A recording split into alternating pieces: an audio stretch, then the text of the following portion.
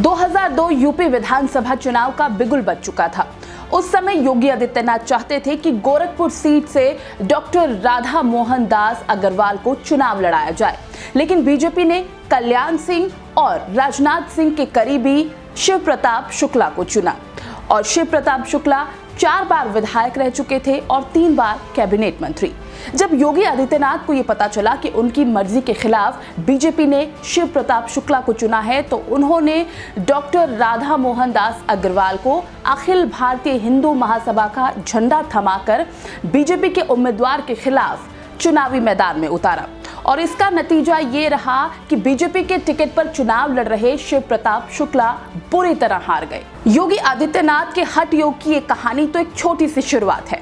नमस्कार, daily buzz India देख रहे हैं आप। मैं हूं आपके साथ नेहा वालिया और आज हम आपको बताएंगे योगी आदित्यनाथ का हठ योग कैसे मोदी, बीजेपी, संघ और पार्टी के पसीने छुड़ा रहा है। कुछ दिनों पहले यूपी विधानसभा चुनाव 2022 की तैयारियों का जायजा लेने के लिए पार्टी के शीर्ष नेतृत्व ने दिल्ली में एक बैठक की।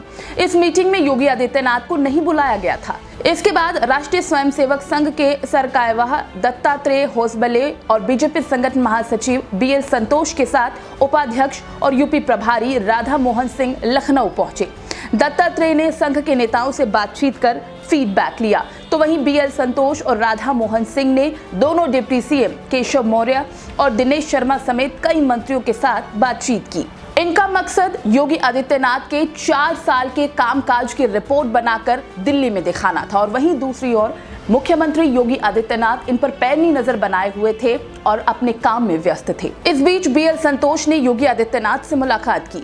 दत्तात्रेय होसबले भी इस उम्मीद में थे कि सीएम योगी से उनकी भी मीटिंग हो जाए, लेकिन संघ सरकार्यवाह को सीएम योगी ने अपना हठ योग दिखा दिया। दत्तात्रेय होसबले जब लखनऊ में रुककर संघ के नेताओं से संपर्क और फीडबैक ले रहे थे, तब सीएम योगी सोनभद्र में थे और वहां से वो मिर्जापुर चले गए। होसबले सीएम योगी के लखनऊ आने का इंतजार करते रहे, लेकिन सीएम योगी मिर्जापुर से गोरखपुर रवाना हो गए।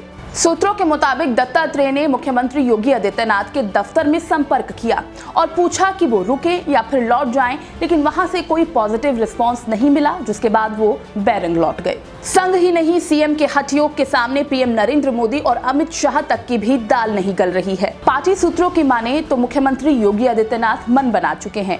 AK शर्मा को डिप्टी सीएम या कैबिनेट मंत्री का पद देने के लिए योगी आदित्यनाथ को पीएम नरेंद्र मोदी या फिर अमित शाह की तरफ से जो फरमान मिला है, उसे वो किसी भी कीमत पर स्वीकार नहीं करेंगे। खबर है कि सीएम योगी AK शर्मा को पीएम का करीबी होने के चलते ज्यादा से ज्यादा राज्य मंत्री का पद देने को तैयार है। पार्टी शीर्ष नेतृत्व की ओर से पुरजोर कोशिशों के बाद भी सीएम योगी टस से मस होने को तैयार नहीं है। दरअसल सीएम योगी मीडिया में उड़ी उन खबरों से भी नाराज चल रहे हैं जिनमें ये बातें सामने आ रही थी कि योगी को या तो हटाया जा सकता है या फिर यूपी बीजेपी में कोई बड़ा फेरबदल होने वाला है। और इसके बाद सीएम योगी के तेवर इतने तलख हो गए कि पार्टी को खुद मीडिया के सामने आकर ये कहना पड़ा कि यूपी बीजेपी में किसी तरह का कोई बदलाव नहीं होने जा रहा। पार्टी ने साफ कर दिया है कि 2022 का विधानसभा चुनाव सीएम योगी आदित्यनाथ के नेतृत्व में ही लड़ा जाएगा। हालांकि कयासबाजी के धुरंधर अब ये शिगुफा भी छोड़ रहे हैं कि 2022 के बाद अगर बीजेपी जीती